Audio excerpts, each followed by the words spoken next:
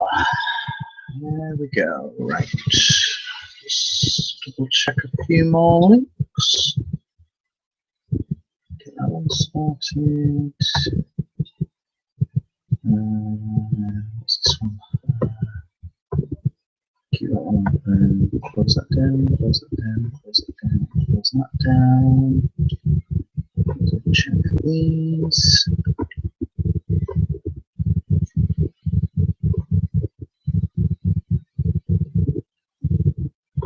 Bomb. Sort out. Won't be a second, sorry, just finalising a few more things. Here we go. Right, sorted. Fantastic. Right. Thank you very much for joining another broadcast for Jurassic June for 30 Days of Dinosaurs. If you're not familiar with what I am doing, basically every day for the course of June, I have a selection of monster clay where I sketch a one-sided sculpture. So as you can see, nothing on either side of one of this particular one, and I have a theme per day. And this particular theme today was a poll vote by the public on Twitter. So today I'm transforming the Compognathus into a Dilophosaurus. So first things first, remove all the detail. So if you are new to myself, my name is Michael Farm. I'm in the northwest England area called Lancashire. I won't call myself particularly an interesting individual, but some of the connections that I have probably make me worthwhile, you know, I'm drawn to people's attention. Not that I'm trying to blow my own horn, but then at the same time I don't think modesty of this in this day and age anymore. You have to scream and shout a little bit just to get people to notice you.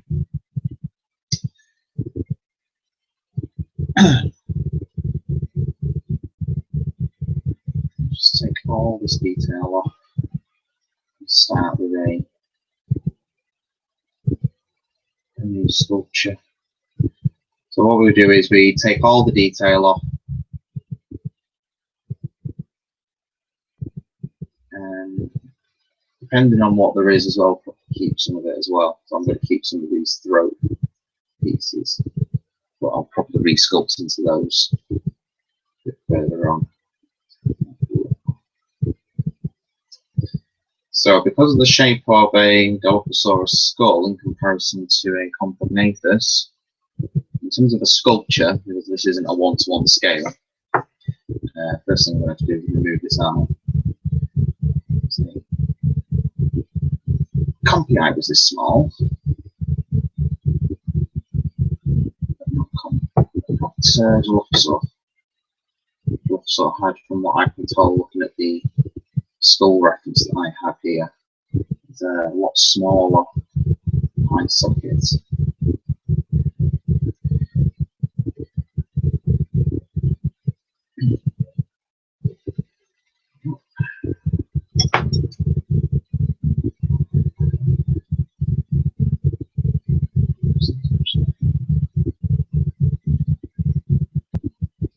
Now, one thing, you know, if anyone is popping in, what they'll want to do is, you know, my verdict on this EU referendum that's the UK is now officially not part of the EU. Personally, I'm saddened by this news because I voted to remain, but I'm not really one for politics. All I'm bothered about is whoever gets to do whatever they want with the UK, does it affect me as an artist? Because if it does, then, you know, as any person would, I want the best for me. But if it doesn't, then I'm not against change. You know, I'm not one of these individuals that wants to stay in the same old because I'm terrified of what the unknown might be. But at the same time, I like to know where I'm going. And from some of these campaigns that I've seen, the lead party didn't really have a plan per se. At least they weren't letting on that they have a plan. But again, I'm not going to go into it because it's everyone's got their argument on every aspect of it, so it's just not much fun. So, what we need to do is we need to take that ear back. We're going to a broad skull. Length, skull. Probably going to take that much. What does the dinosaur skull actually looks like? If you're familiar with Jurassic Park, the skull isn't the shape as what it's displayed in the film.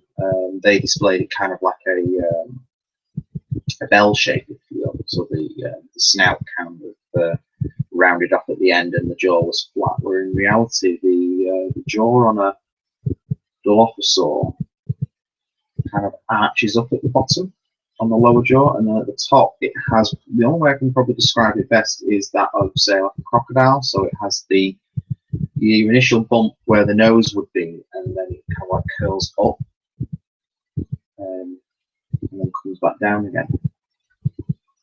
So you'll probably get a better idea what I mean when I start sculpting the face out a bit more. It's a very unusual feature. Probably a feature that, to me, would look at first glance to be something like something that was snaring fish. It's very crocodilian-like. So I wonder if part of this creature's diet was alongside water estuaries. I think they have had fossils that have been found with small amphibians and lizards.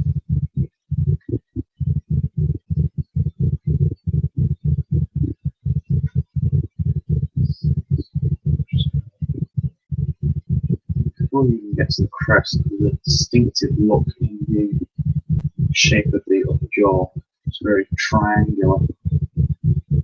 Hopefully.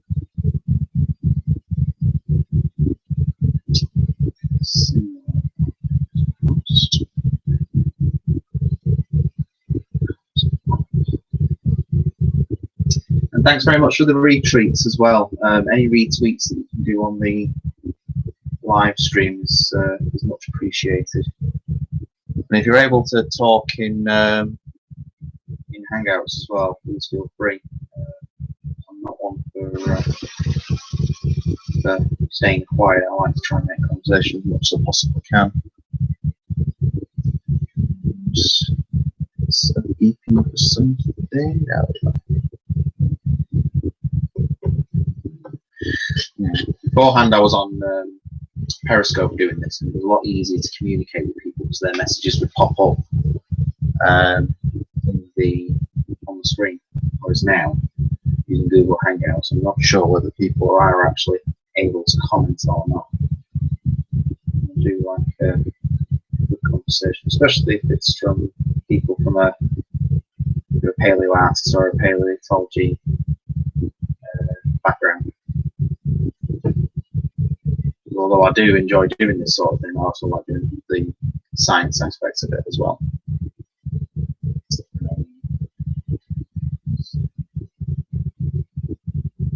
Try and get an idea of what this jaw. So the jaw, face, skull starts about here. Usually comes out straight, and then it goes up around up here and falls down.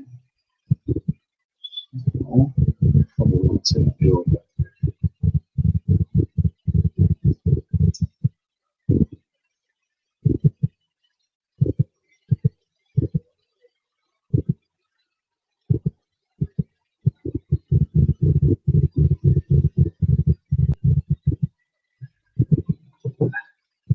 So what I might try and do with this, I know it's not effectively any proof on this, but what I might try and do is, because we've got that uppercut in the jaw, I might try and do like a elongated tooth, because the fossil record isn't 100% complete anyway. Not necessarily just on the species, but in evolutionary history of the of life of back then. I like to try and establish some kind of personality with these characters. So like the T-Rex, the 2 version, you have the fluffy feathered version, but then you also have the armoured version. So each one's slightly different from the other.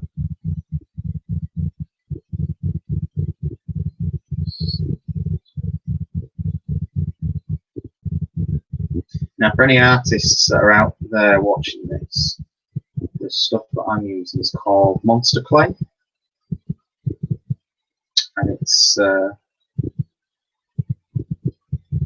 malleable clay that reacts to heat, but it doesn't dry out. So, unlike say like your air drying clay that you use in sculpture class, or the new class clay that Aardman used for their Lawson Gromit Morph features, this stuff doesn't dry out. I don't know what the catalyst is effectively for this, but if you leave new class clay out, for example, in the sun or heat, the oil dries out. So eventually, what happens is that you end up with just effectively a non-pliable substance. Whereas this stuff, it gets hot, and although it softens up and in instances it liquidates because if the temperature exceeds that, it literally separates itself. But then once it starts to dry out, it reabsorbs the catalyst. So eventually what happens is that you end up with a reusable substance, which is great, because what you can end up doing with this, what you can end up doing with it is you can melt the stuff down and pour it into a silicone mold and then make a sculptable copy of something for you to rework, which makes this stuff a lot easier to play around with. And this is the medium version as well. There are 2 other versions, soft and hard, and I'm going to try and get hold of some hard version of this. So although this is a lot more easier to work with than the new plast, I am curious whether the hard version means it can take a bit more punishment from holding in your own hand.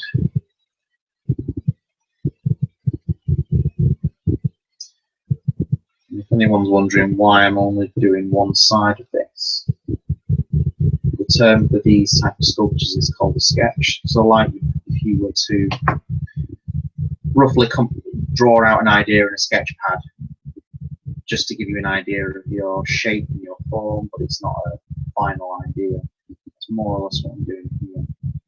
Although some of these sculptures actually do look like they're finished pieces, they're very far from that. These are just literally kind of like, it's an idea that's bouncing around in my head. Does it actually work? If it doesn't, what can I do to improve it the next time? And sometimes these ideas work and sometimes they don't. It's a good way to kind of like get ideas out. So that's the back of the skull. So the way we'll see here. Eye sockets.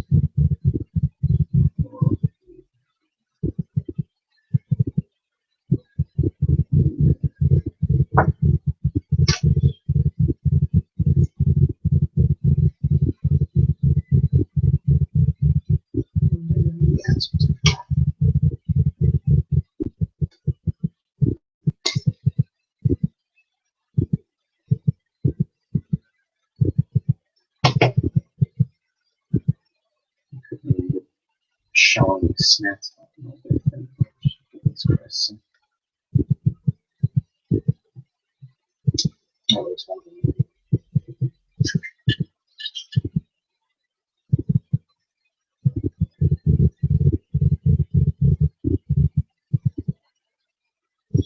So again, the crest that appears on the fossil is very different to the one that appears in Jurassic Park. In Jurassic Park, it seems more of a enlarged crest. That more or less, I would probably say, looking at the sculpts, is about the same size as the head, whereas the crest that I'm seeing on the fossil reference appears to be more kind of like if it was leveled up with the head itself. It looks like more fits with the top jaw, but that's about it. It's difficult, I have to admit, to try and see this because the Jurassic Park was such a huge influence on my childhood. The images like that are quite deeply seeded in my subconscious.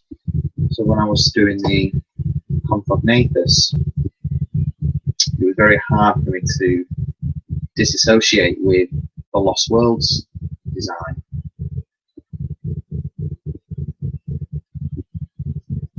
Whereas this one, although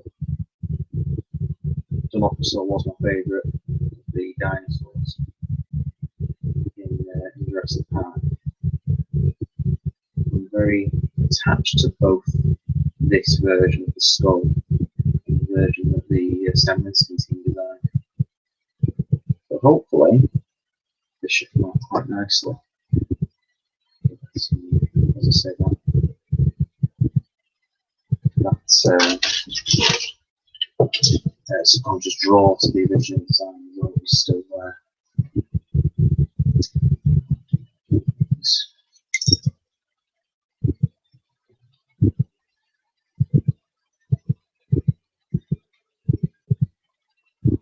So I personally don't know if there's an in-stone theory on what they may have used the crests for. I personally believe it was more a case of it was a display piece. It would make sense in my opinion that it wasn't for anything else other than literally display. I have seen a theory by a couple of individuals saying that the crest may have been used for combat, so they would lock heads. Which, I don't know, given the idea of that, it would, I don't know, just feels weird that there's the idea of these guys headbutting when they've got teeth. I don't know. Call me old fashioned.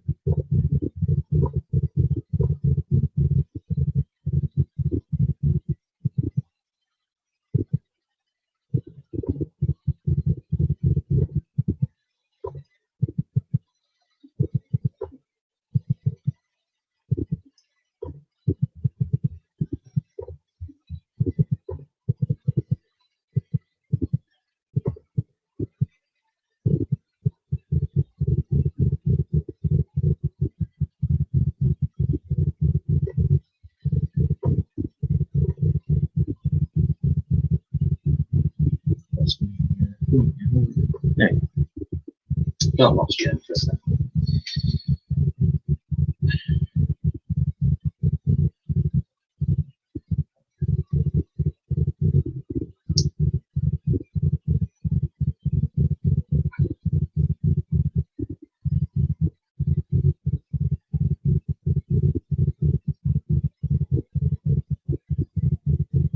couple of things have happened myself. Nothing fantastic by any stretch of the imagination, but it's still fairly important to myself. The Harryhausen Foundation have favorited my tweet, my pinned tweet for that matter, for trying to get awareness for the armature that I designed for my short film. Now, this is fantastic for me because not only have I been wanting to kind of like get the foundation's attention on this project, but I wanted it to be done through people discovering this in retweets and shares, rather than physically messaging them saying, "Oh, can you support me on this?" I like to believe that there's a little bit of what's the word? There's a little bit of confidence, belief. I don't know what the word is, but there's something more than just kind of like pestering someone to support you. I forget what the word is I'm looking for here, but yeah, I was quite made up about that. It got me really excited, and not just for kind of like the own stuff, but for other people's stuff as well. If they're liking my stuff, at least they're paying attention that out there are people that are enthusiastic about Ray's work and want to support the foundation, not just through retweets and likes, but also through mutual understanding that his legacy is worth continuing. And I know there's a lot of people that disagree with me in saying that his work is very much in the past and CG is the future, but I still firmly believe that stop motion creature effects have a relevance to play in filmmaking today. Not necessarily for feature films, as I've said many times, but at least on the internet side of things. Half of the content that's viewed now is mostly through the internet. It's very rarely seen through other mediums like cinema or TV. So if that creature effects short is going to be seen, you're going to have a better chance of it being seen on the internet than art cinema or some festivals maybe. Although the festival circuit would be the better place to see it because that's where the hardcore fans tend to be. The problem with the internet is that you and about 50 billion other people are viewing different things all at the same time, whereas with a festival, that's where you're going to see them. That's where you're going to meet them.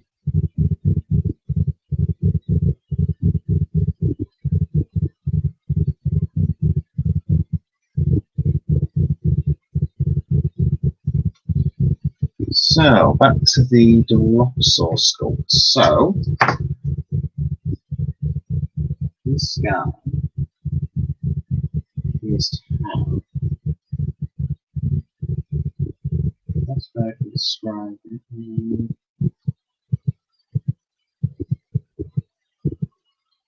Flat skull.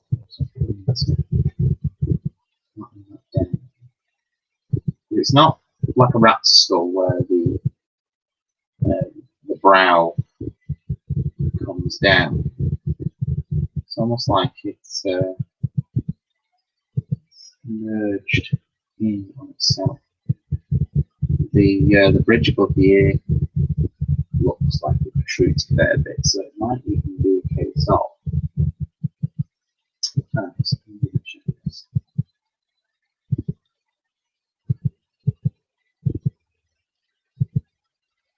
Yeah, so the ear canal, or the bridge above it, whereas the eye socket looks like it's got an open top. So either that's down to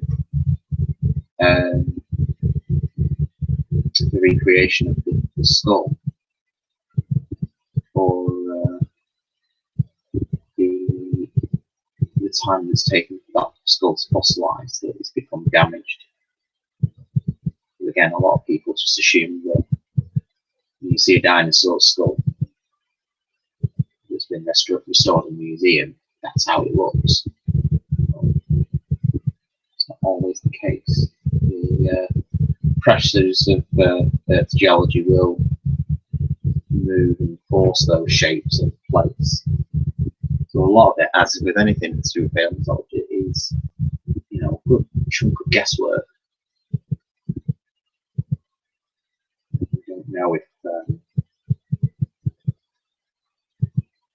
what we're actually seeing is 100% accurate in the first place, but at the same time, it's a good chance to speculate that how is accurate in the first place. So the nasal cavity on this guy appears to be quite large as well, so I'm going to assume this was needed for a fairly active predator.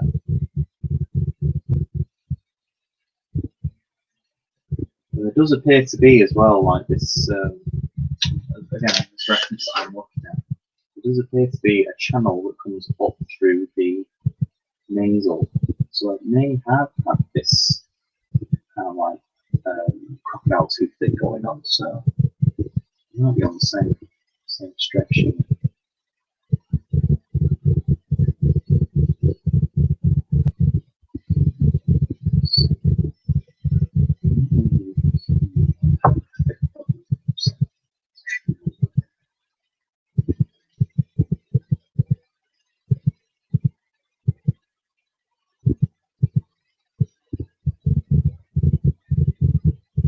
The mouth's going to need a bit of reshape as well, now that I'm actually getting towards a finessed shape. Looking at it, you can see flaws in what I've got. I suppose it needs to change shortly. Bring that lip closest to the face. I don't want it sticking out like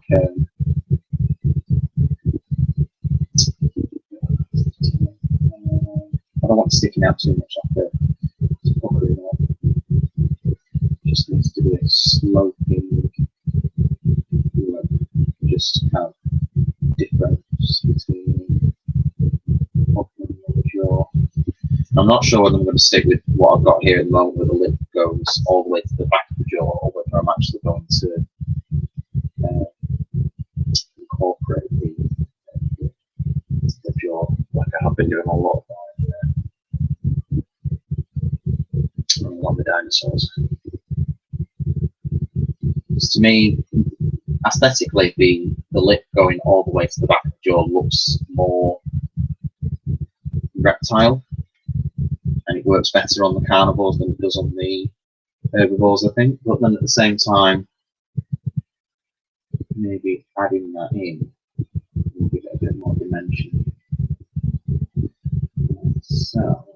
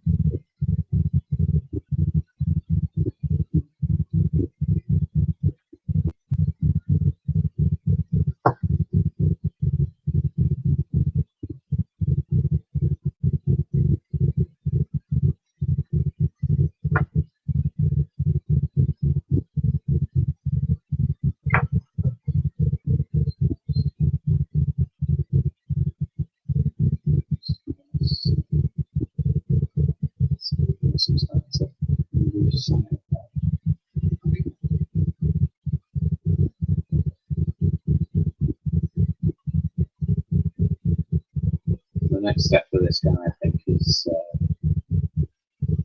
working out where all the muscle textures. Because there's a lot of this guy that I admire in terms of, we've got this bone crest, which,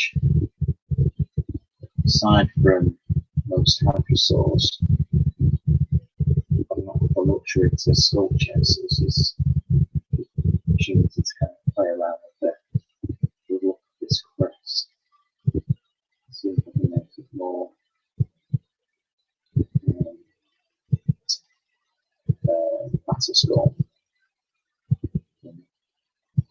sauce that I've been doing that have been very kind of like smooth and natural. With something like this, I want to have it. Not so much that it's you know, a sign that it's aggressive hunter, but just kind of like make it feel like it's been lived a little bit. Also to say whether it looks like any decent bird that wants to do this in a future concept. Do things like claw lines down the face to work on this guy. I did before, sure. But,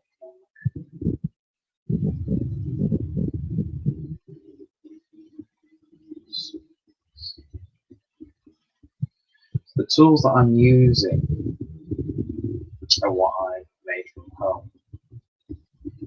These were effectively taught to me by Shannon Shea via one of his tutorials on the STEM School website. Really, really good. I actually prefer using these over the wax painting tools. Although I do prefer how much the wax tools can take off. Sometimes you just want to kind of like finesse the amounts. Just texturize your surface area so you know what you're exactly playing around with. Just helpful along.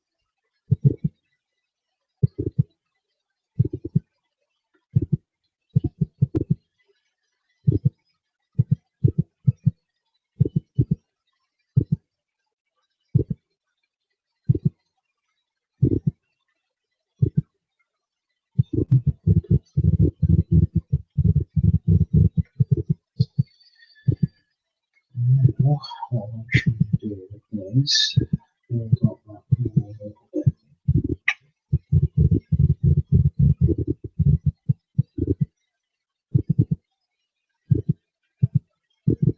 Start with the lower lid. The lid tends to overlap the dimensions of our lower lid.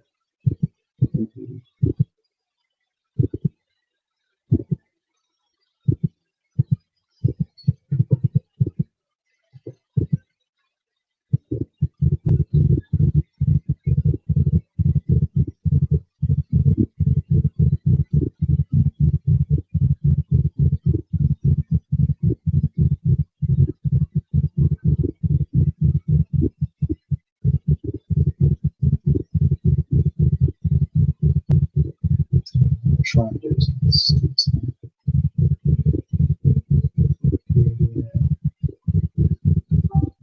additional details.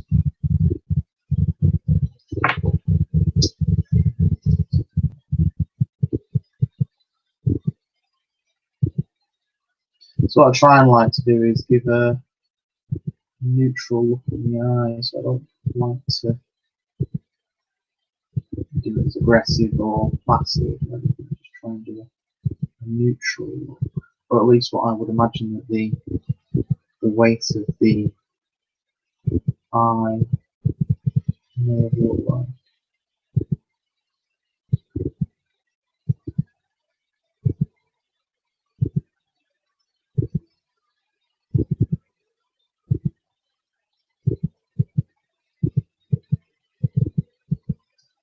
Let's see what that was about.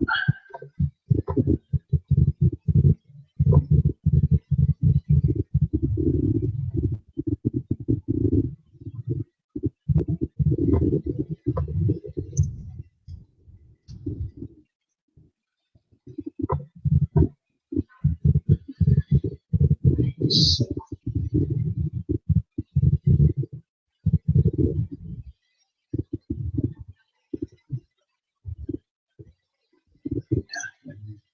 I have to apologise for the light contrast at the minute. It's, don't quite know what it wants to be doing today in the UK. It's sunny 1 minute and then pouring down buckets the next. Very different.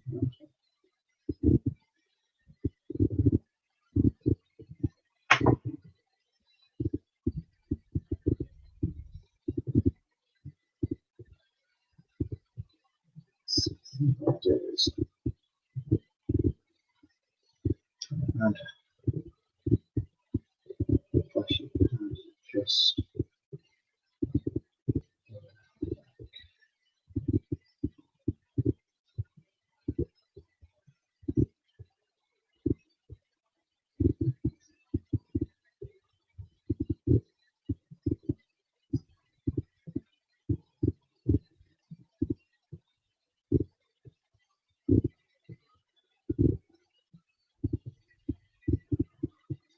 I know a lot of people disagree with me in terms of the way I depict these animals, but I do think sometimes that they, considering they were around for as long as they were, developed some mammalian advantages over their evolutionary course. I don't like to think that just because a species was reptilian / bird, that we would have kept that regime.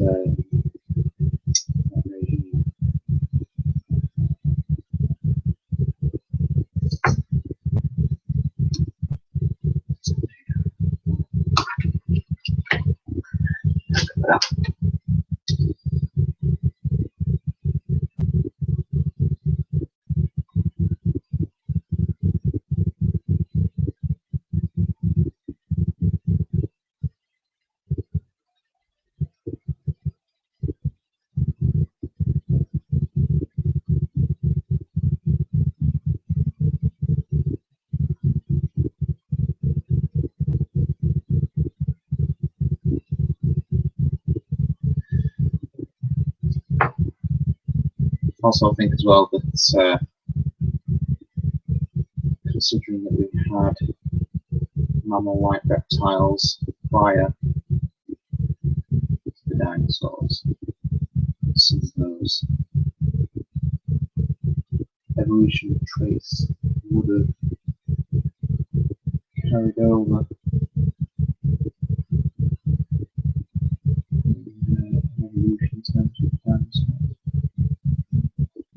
So things like the lips, it's not a new idea.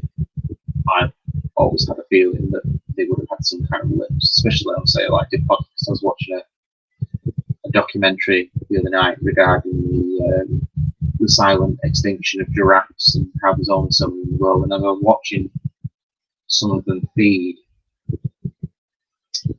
It kind of dawned on me how close they resemble Diplodocus. I don't mean that just in the sense of, oh, they have a long neck, so head on top of that neck and all that stuff, but if you look at kind of like how the shape of that head looks, it has very similar traits. So I wonder if they did in fact have like the lips like a giraffe would have, sort of like thick, padded flesh at the front. They were able to maybe maneuver the leaf matter in, or even having a large tongue to pull it in. I know the teeth weren't designed for chewing, so I grant that. But it does make you think. You've got to sometimes study other animals and think, you might build a niche, but have they actually adapted to that niche?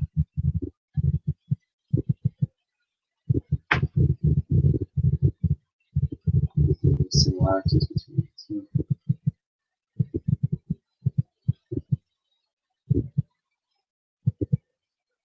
But then that's why what I do is more fantasy based than science based, because as an artist I don't think about the science, I think about the similarities. I don't ever progress to know what the subject of what I'm talking about sometimes. I think I have a fair understanding of how things work. So, there's a feature here on the skull, isn't it? This actually almost looks like it's a hard shell. And the best way to describe it, if you ever decide to look on images on the internet, from where the cavity in the skull would be, just looking at the eye socket, there's a section that sweeps around the front of the snout that almost looks like that was in conjunction with the crest. So I'm going to hazard a guess that whatever was there was not soft tissue.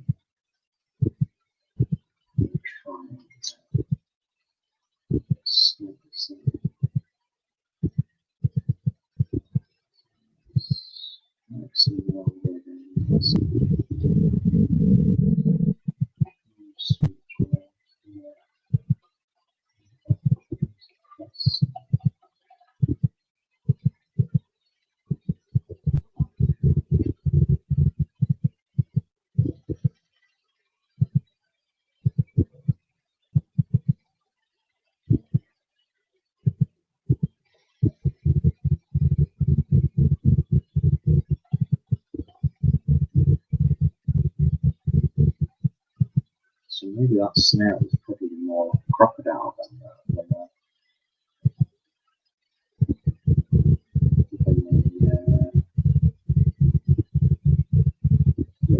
dinosaur.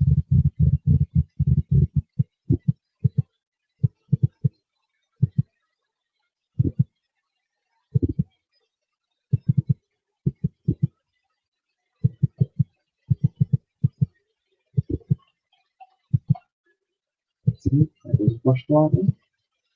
Should be in the there we go.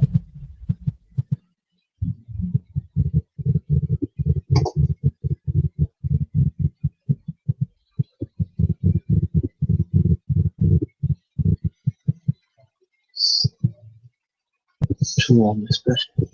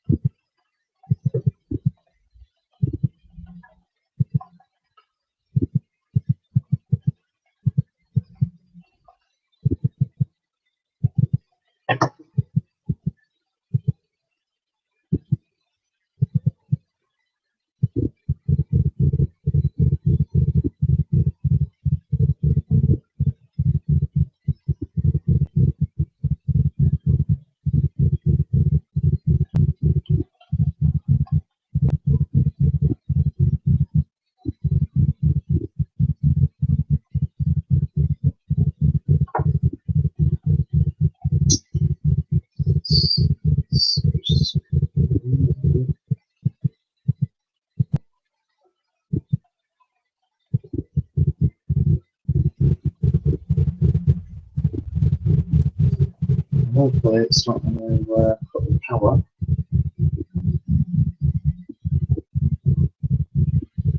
There is a little bit of battery on this, but I don't know if the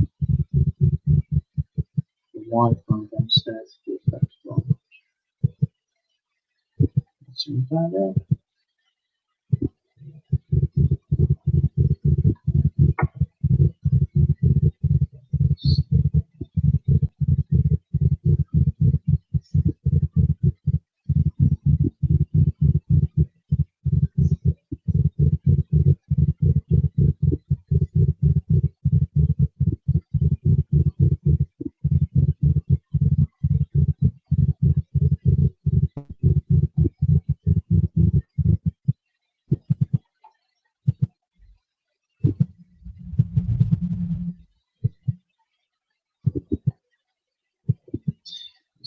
This weather's actually come about because of the heat that we had yesterday. For the past couple of days, it's been relatively wet and cold, and then yesterday we had a really strong burst of sun.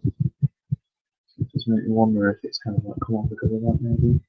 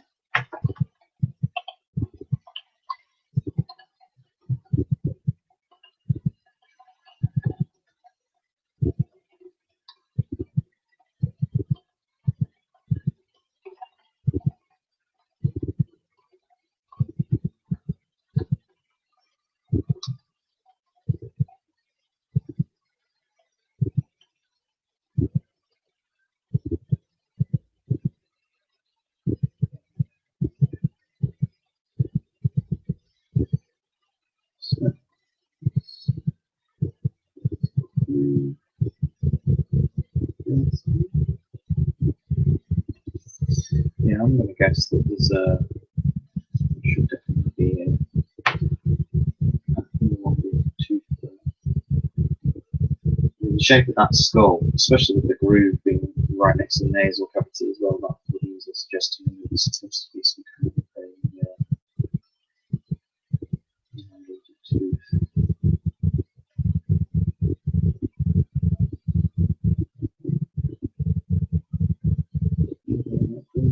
Bring that front a bit more.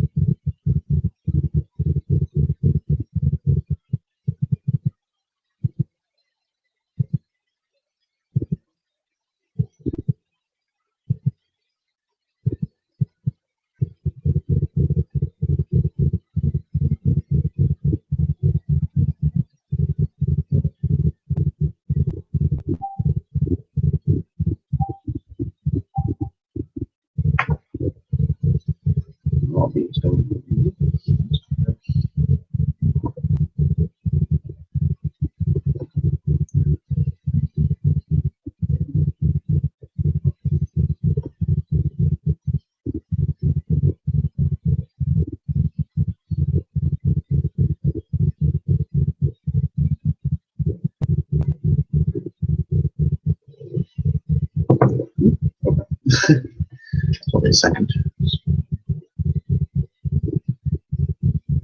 Soften some of this up while I just reply to this message.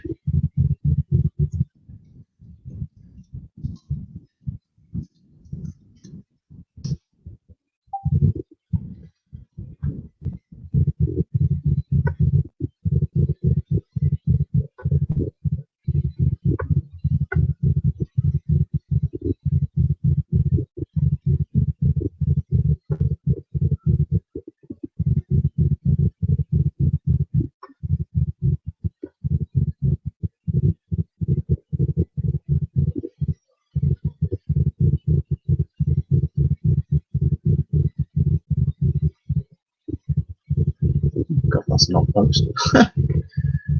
Just got a notification from the Twitter account saying you've received a comment off one of my followers. We commented on that about maybe 2 days ago. It's just got through now. Keep worrying about that service sometimes. It really is.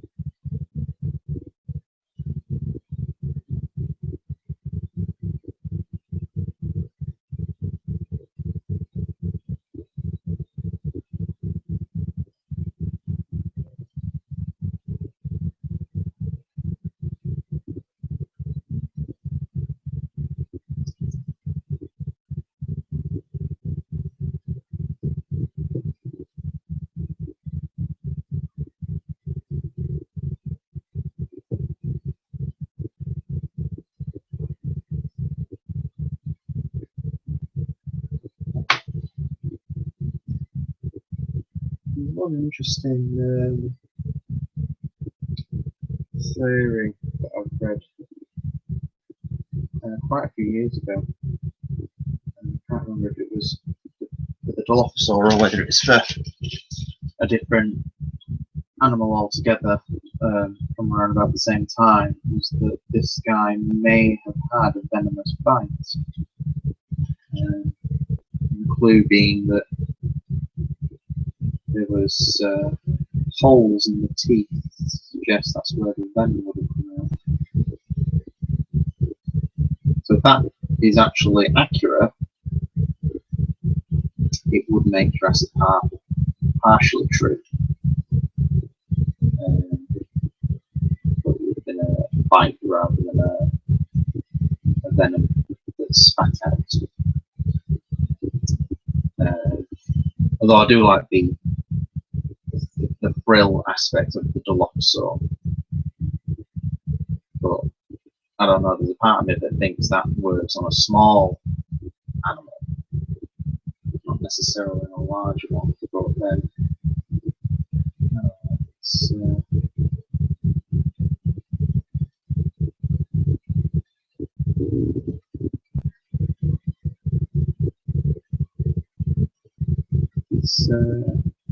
it's an interesting concept. Maybe an awesome if that just turned out to be true as well. It's a shame there's nothing on my name apart from the frilled lizard book.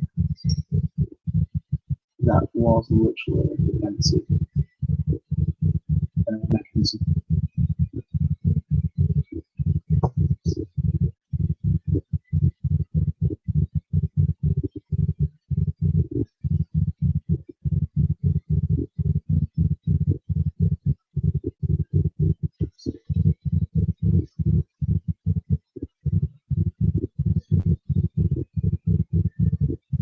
I can't believe as well, I've just noticed on the Yahoo YouTube feed, someone has disliked this video so far.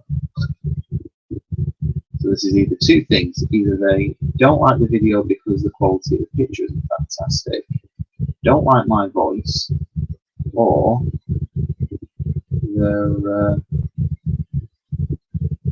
disappointed that this isn't something anything else.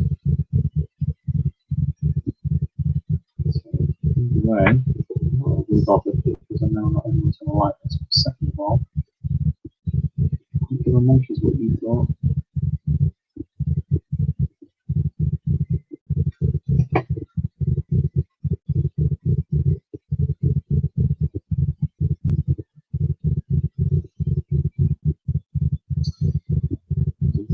If it wasn't to do with the picture quality, you know, just say so and just stick a dislike on it.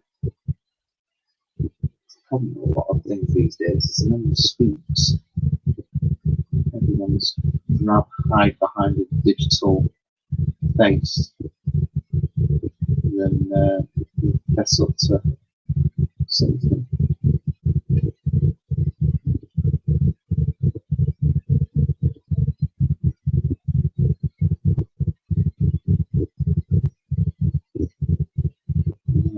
It's not worth much of them there anyway, really, so.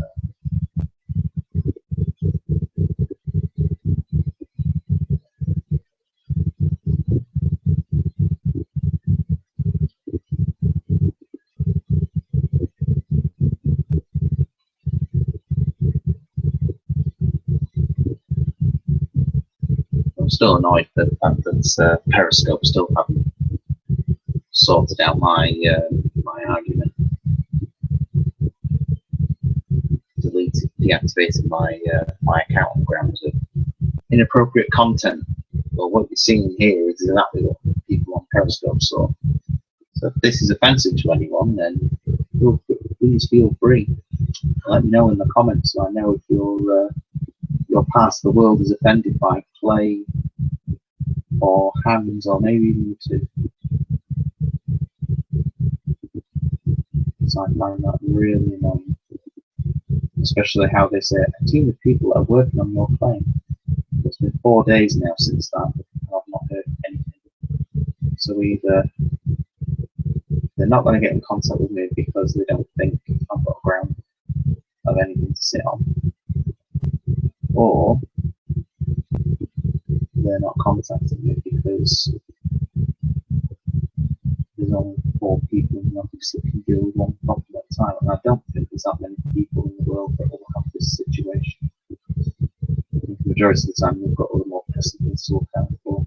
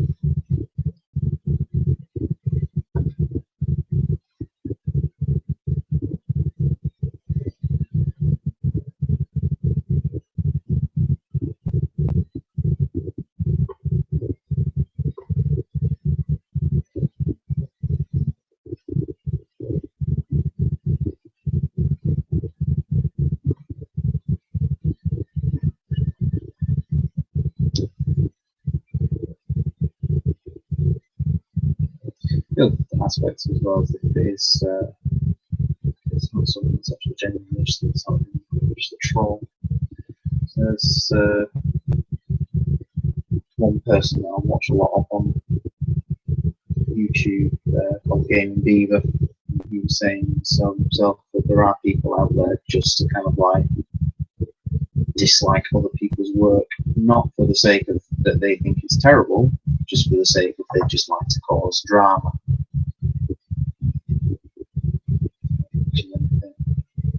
What's the point? What is the point in their lives at all?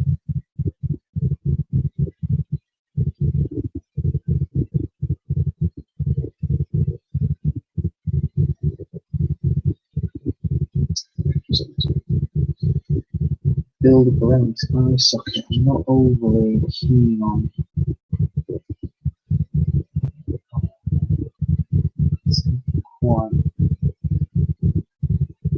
at the level I want it to.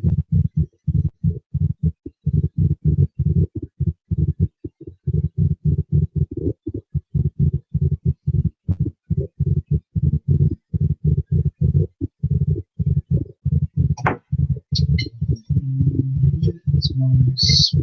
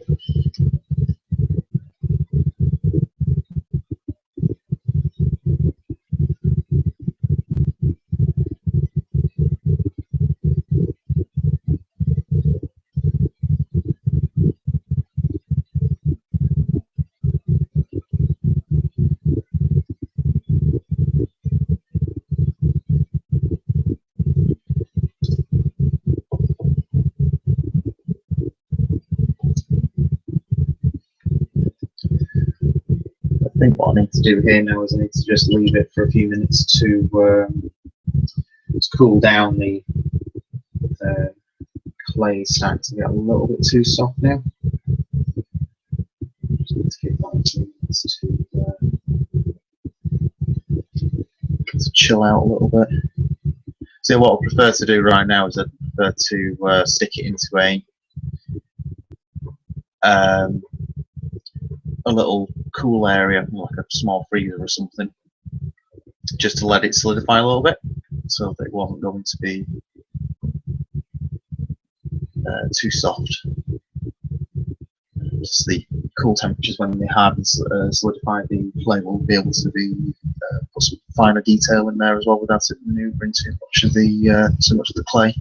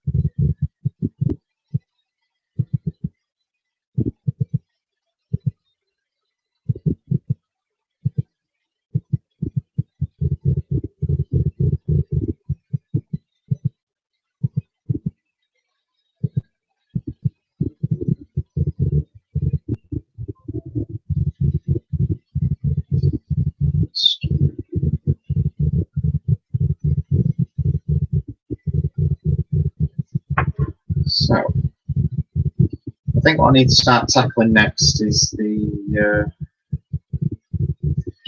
Start at the top a little bit too much now. To some of the space. At least now it's going to round up a bit. It's a bit more easier to scoop out all the stuff you want to take out.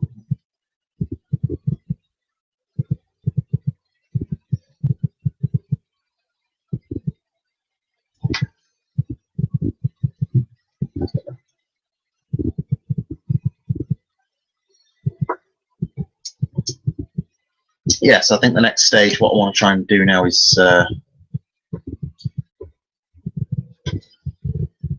some of the teeth, I think.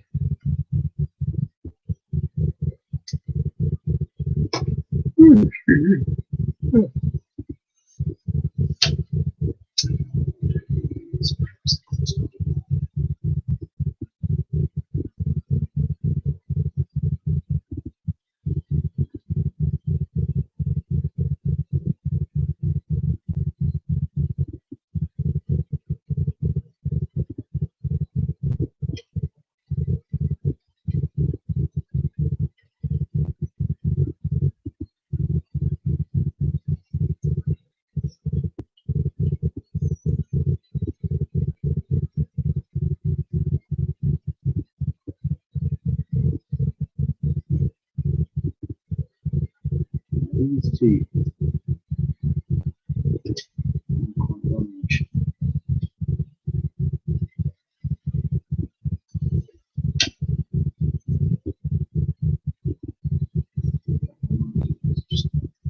Just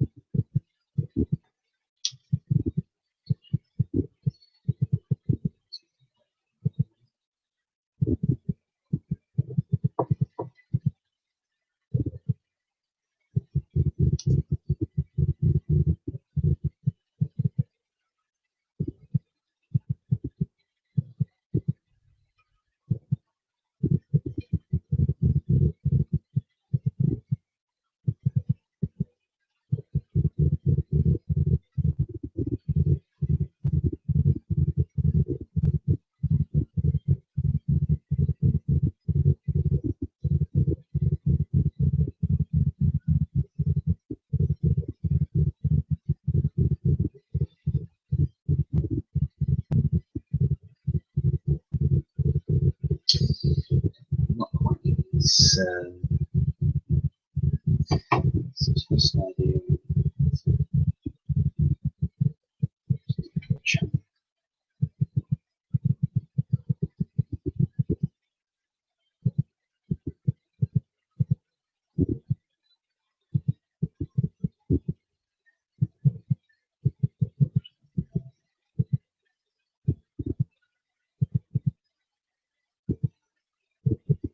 Sometimes I think the problem with sculpting as well is that the principle on a drawing works, but sometimes the sculpting aspect to work around it. And the end result, it's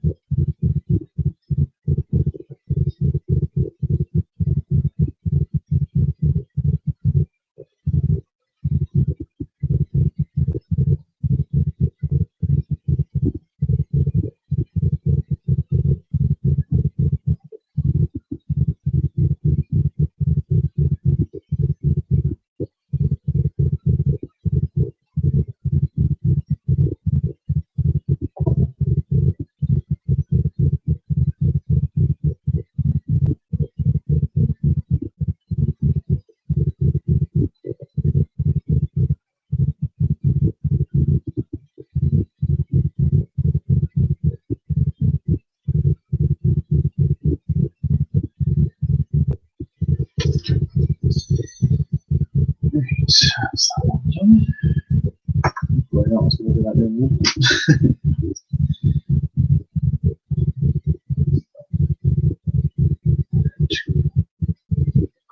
Side of it is.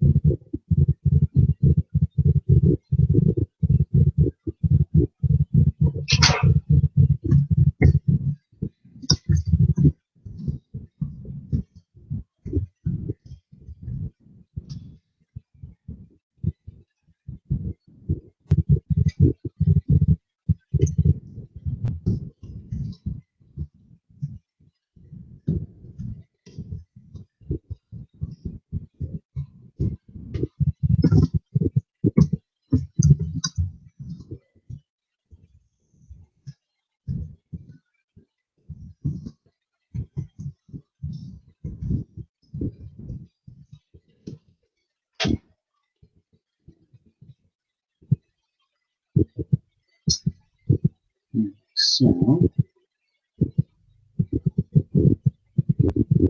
try and do here is just build up that nostril region. A bit of a back facing fleshy.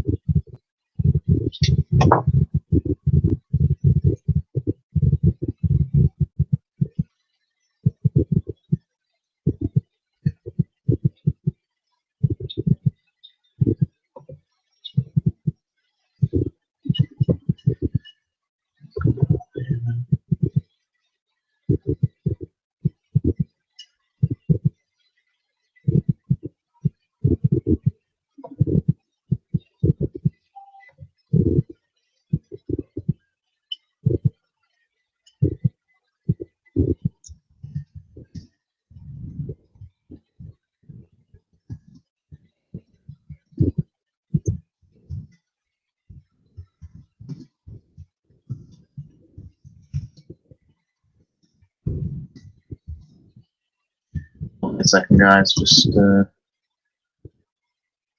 messaging back a customer that bought a kit off me recently.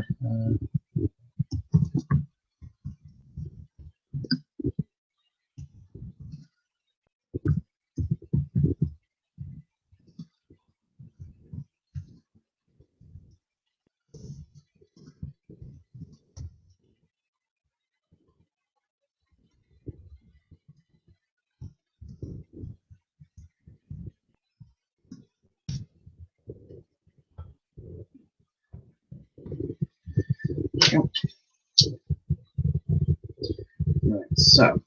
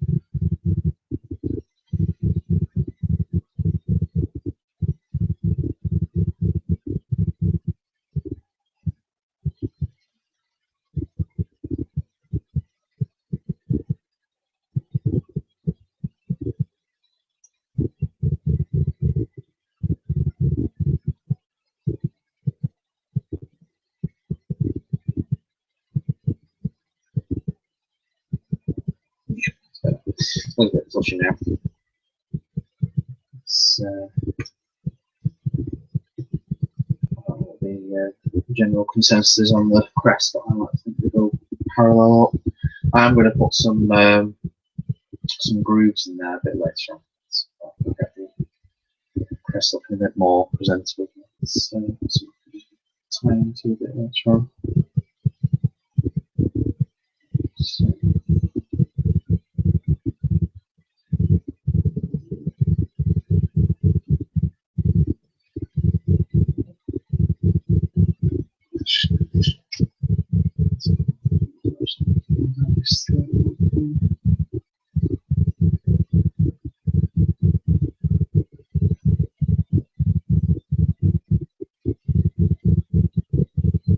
one of these days I might try and do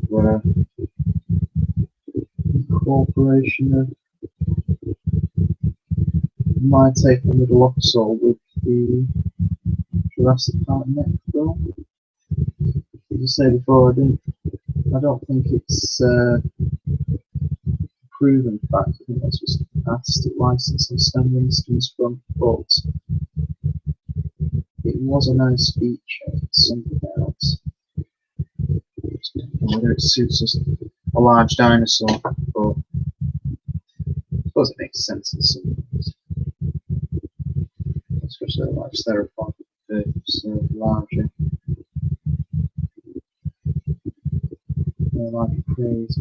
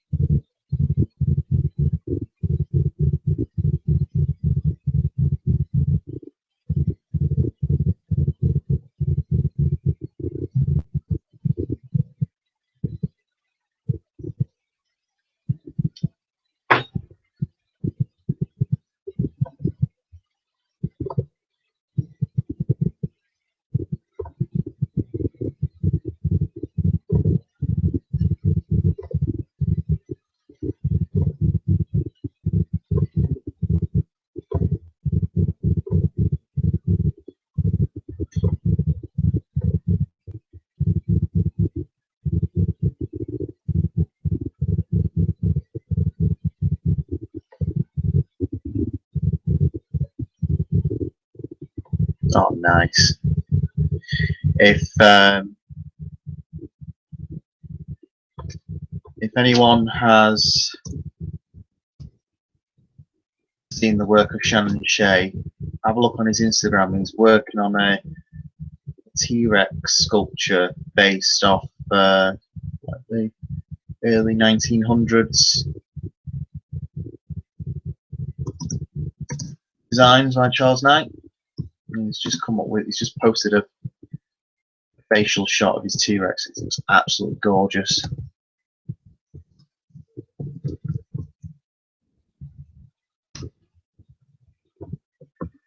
Absolutely beautiful. Really need to learn his technique. He does a tutorial on the Stan Winston site, which does talk about clay, and I'm wondering if it's a clay there that he's using. That was absolutely gorgeous. If I could share it on the screen, I would. Ah, shoot, I lost my reference.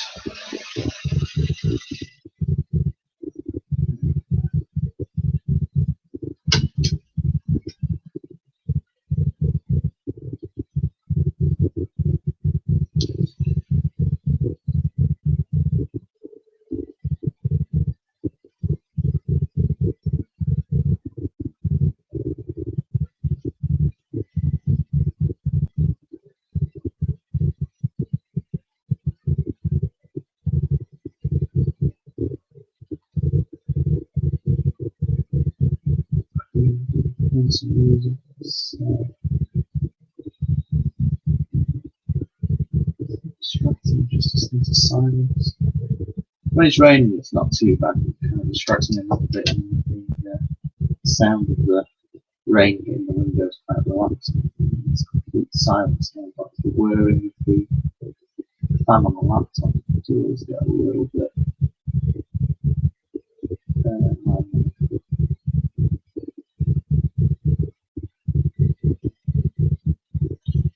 That's one thing I can talk about actually. A friend of mine,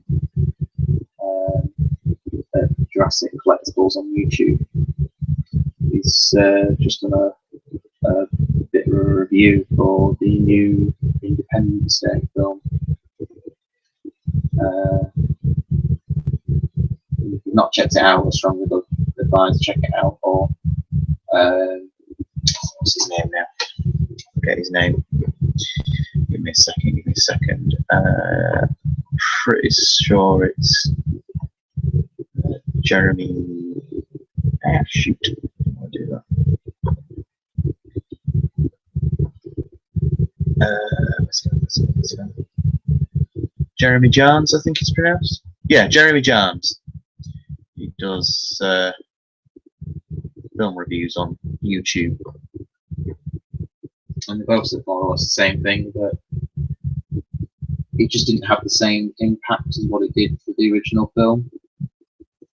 And I'm wondering if that's partly because not only were they trying to cram a lot of material into one film, I think this one was about 25 minutes less than the original,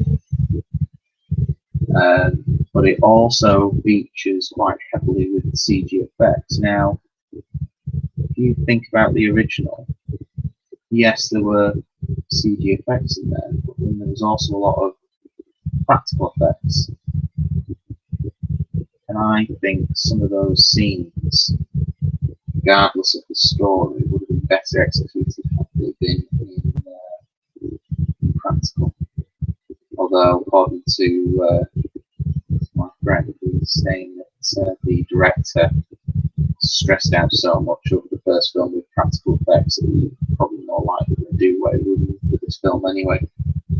Which is a shame in some regards if that is the case, because I think that's the best part of practical. You get a lot of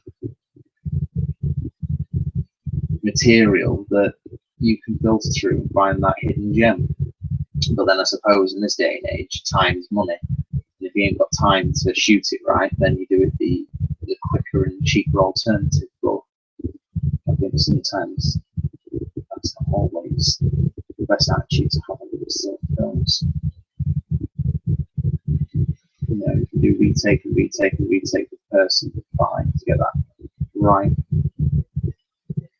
expression that you wanted for a scene. I think that applies to practical effects as much as the acting skills of an actor or actress.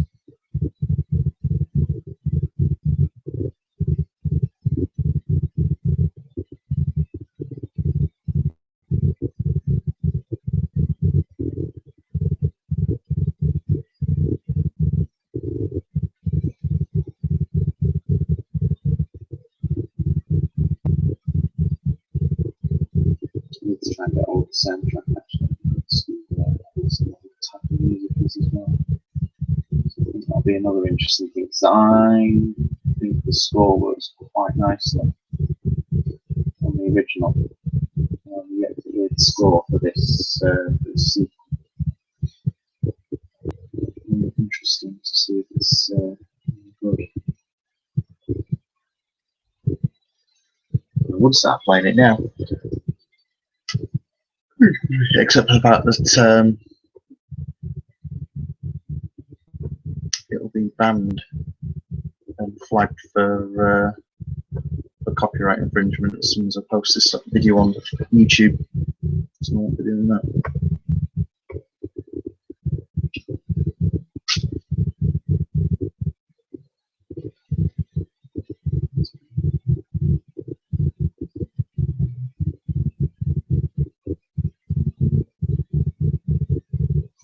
I think I need to learn as well how to do these flaps of skin on the throat properly as well. I need to get more references to wizards that have that feature. I know a lot of them tend to be straight down, not a lot of fat or tissue in the jaw, but I do think it's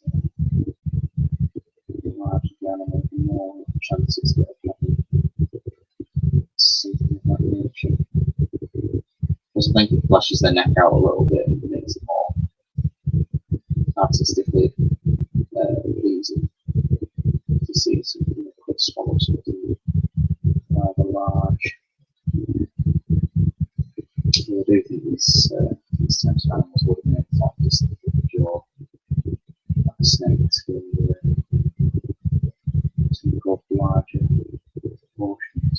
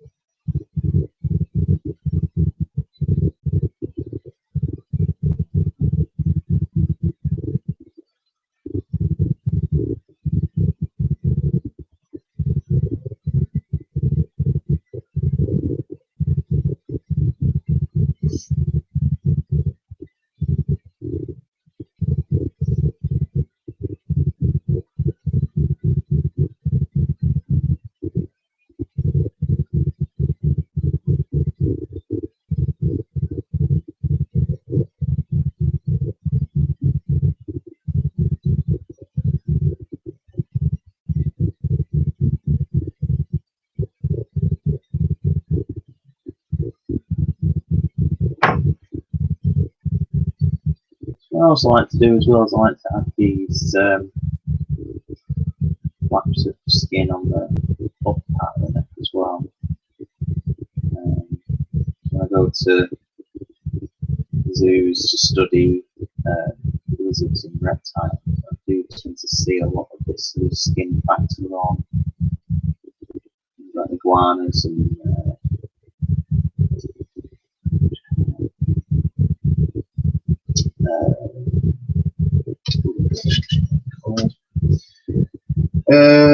water dragons. And I do think it's an interesting feature because the way you look at the skin, the best way I can describe it is if you've got muscle underneath and then wrap almost like a wet cloth around it, but then just pinch it in various areas. It has that kind of like, it's almost like the skin that comes down across and then just suddenly loops up and then goes right across again. And I think that's very interesting, that how lizard skin works, especially for something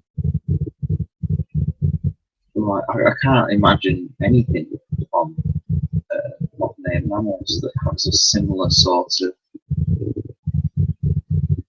purpose. I mean, there are some dogs and cats skins that can do that, but that I know has been designed into them via human requirements, not for evolutionary requirements. I do find that's an interesting thing.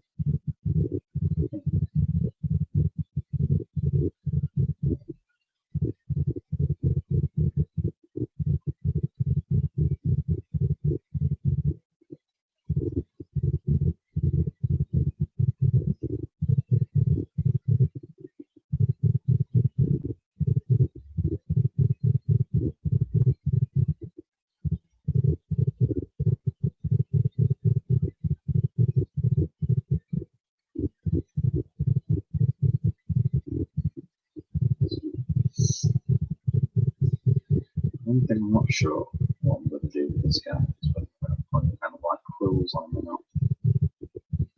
I do want to do like the hot spikes going down the back of the neck, but I don't know. It's, I think if this guy was to don feathers in any shape of the word, I think it would be quite early on in its evolution. I don't think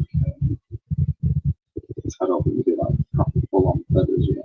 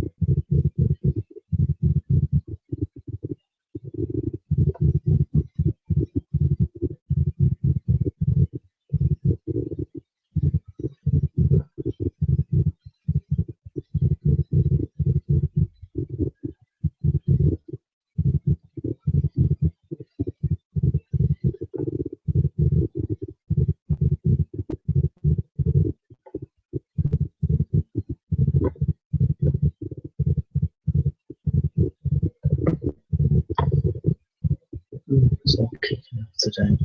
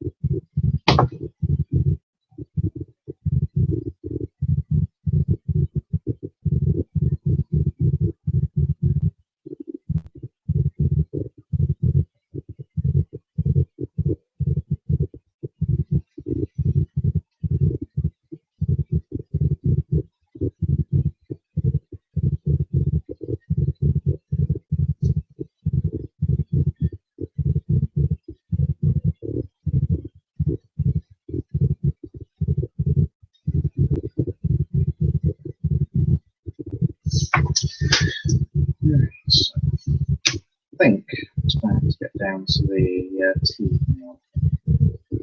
Now, what I find interesting with the Dilophosaur's teeth, especially on the upper jaw, is that they're quite long. So that means that there was a lot of gum there, or that there was the need to have long needle-like teeth to ensnare prey. Now, I don't know a lot about its genealogy. I think it's descended from Coelophysis at this point in its evolution. Let's just see if we can double check that. No, I think actually Coelophysis was a separate genus actually. So which one's this guy? There's a thing called a neotheropod. What's that?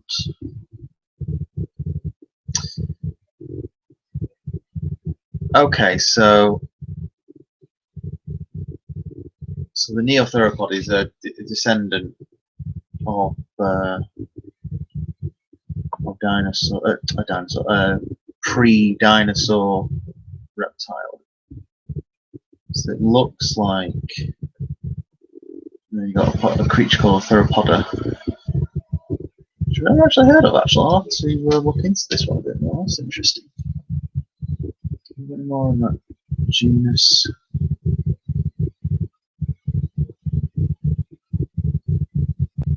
Okay.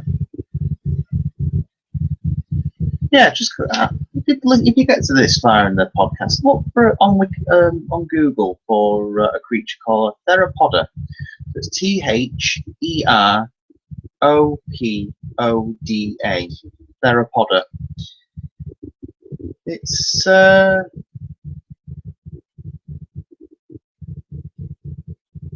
I'm intrigued that I never knew this guy actually existed. It kind of makes sense why you call them theropods. I never actually knew it was an actual creature at one point. That's interesting.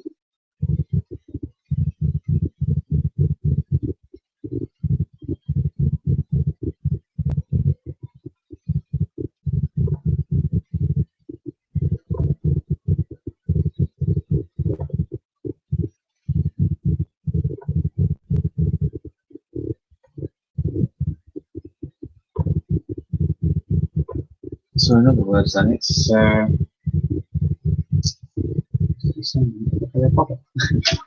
but yeah. Anyway, I was saying I'm guessing that the teeth are an evolutionary advantage of what could have been.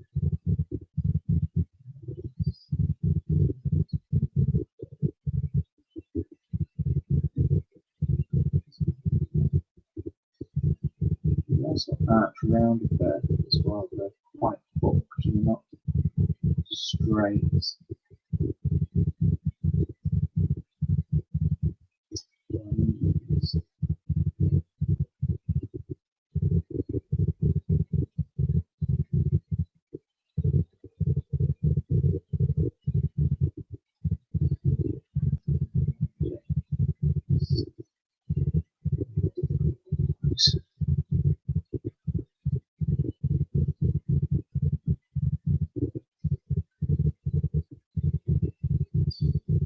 So it's actually starting to get too warm because the colour has changed. The solid brown to like a creamy brown.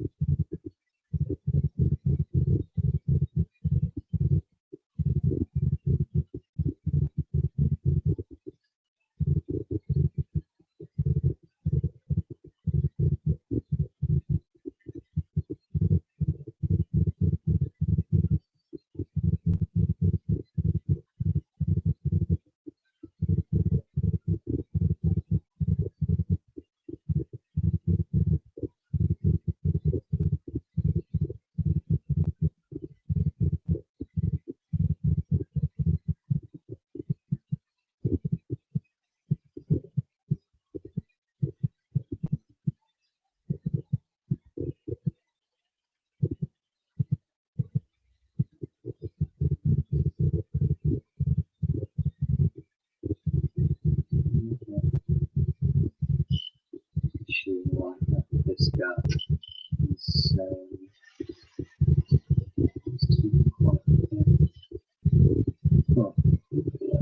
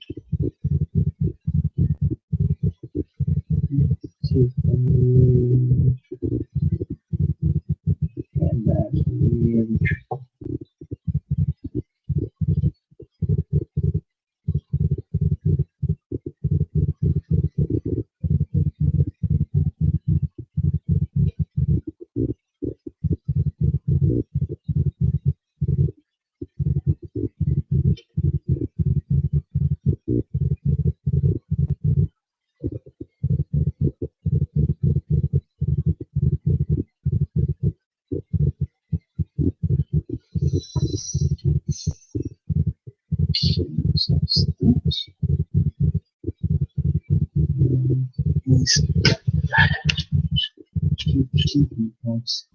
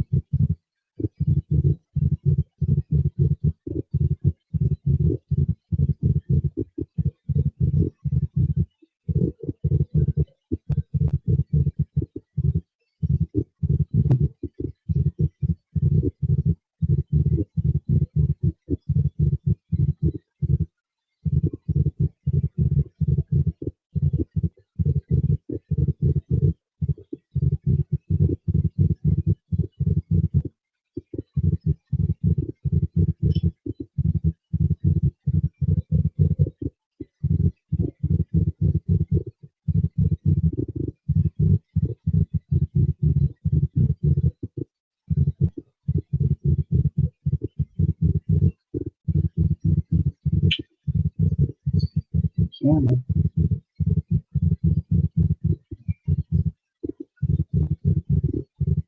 Perfect. So, no, it's just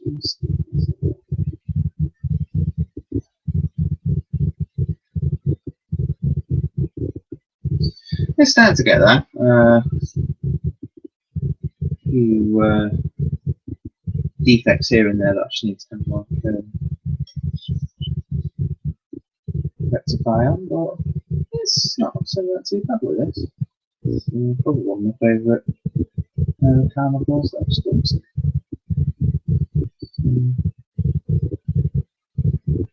Definitely feels like those early dinosaurs. That vibe about it.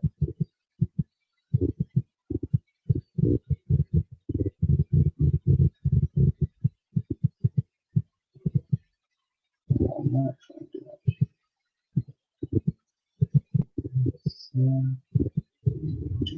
Try and give it some kind of like a crocodilian-esque mouth line, sort of bumps and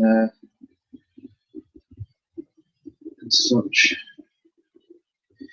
In fact, thinking about it, I noticed on some of these skulls, you have sensory pits, which you do actually get in a lot of the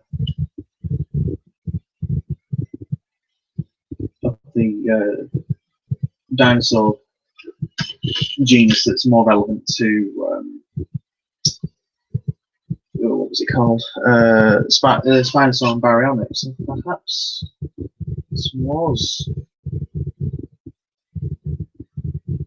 sort of like a marshy woodland areas.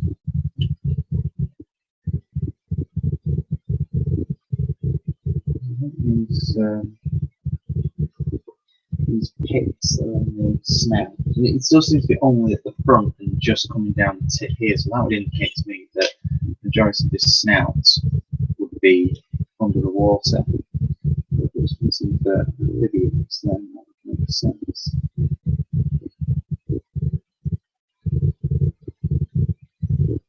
I'm pretty sure crocodiles have it as well as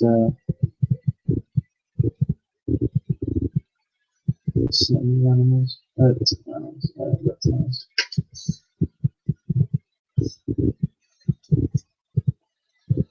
So I might just do that. I might incorporate some of those sensory pits. Just to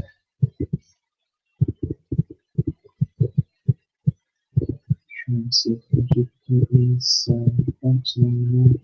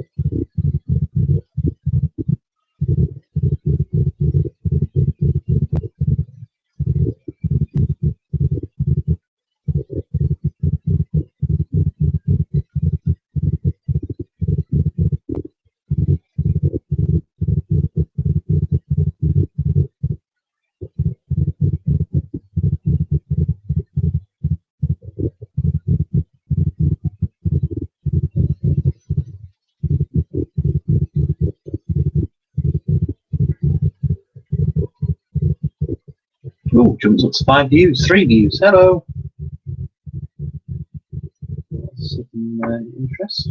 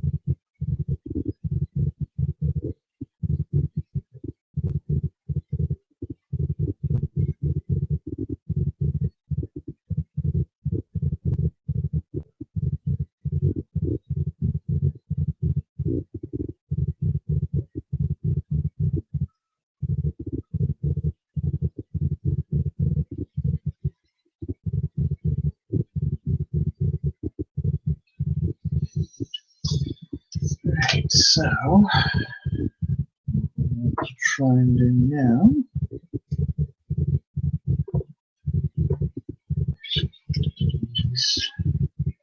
is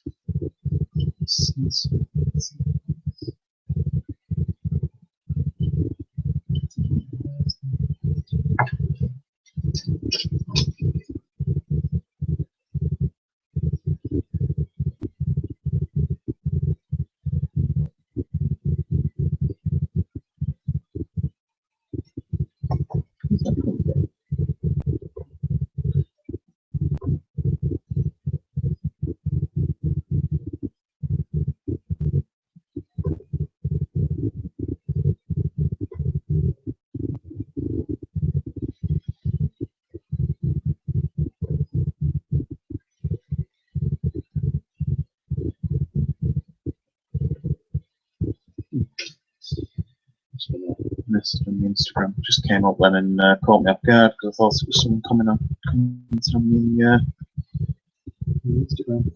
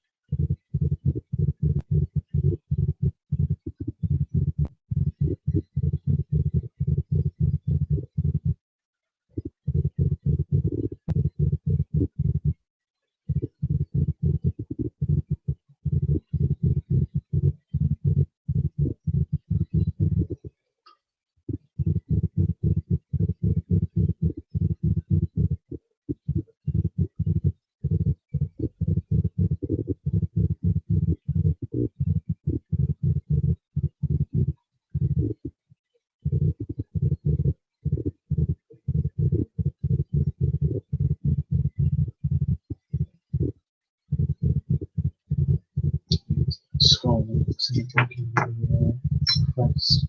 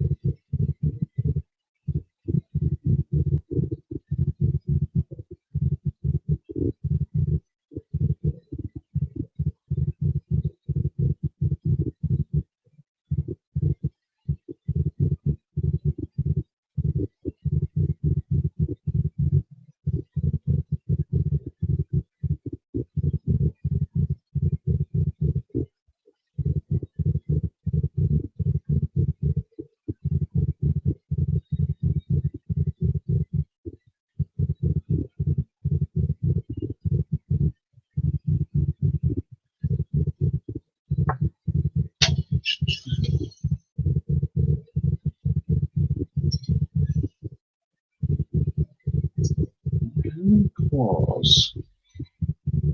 Colossal, hopefully 3 or 4.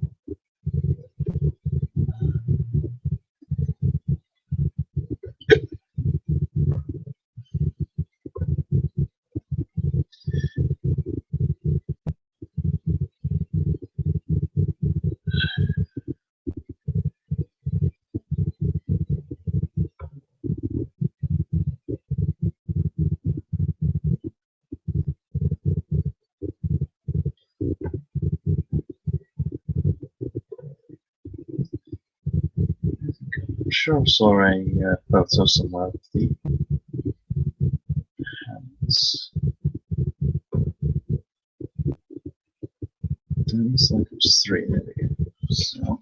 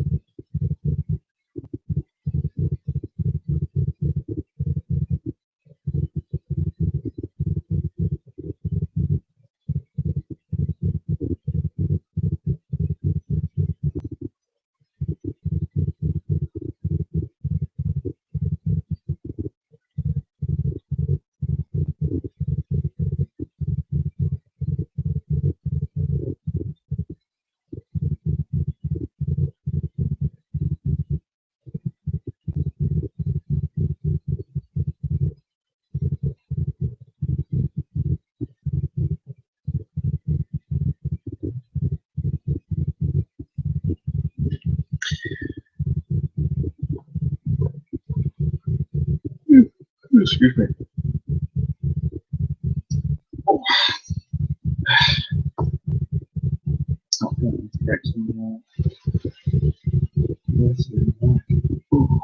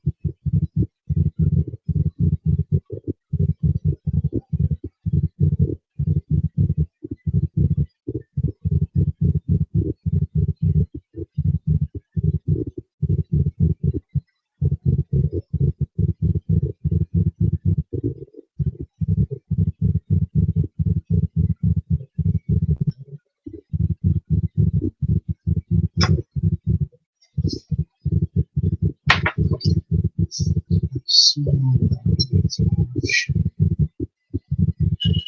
what I do with it.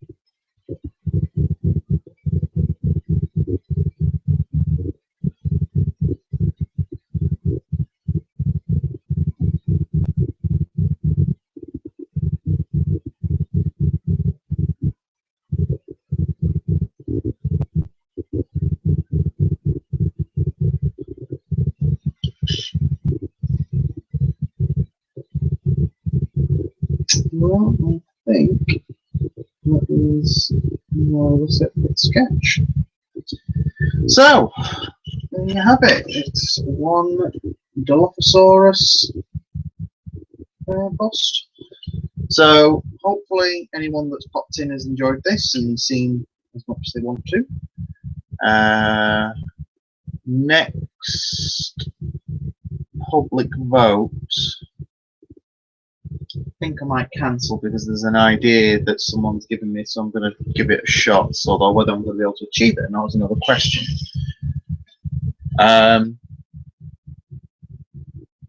But yeah, so thank you very much for stopping by. Hopefully you've enjoyed this, and subscribe to my channel for more updates on videos and what have you.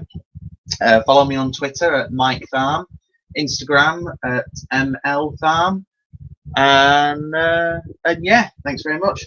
Take care, guys, and I'll see you next time.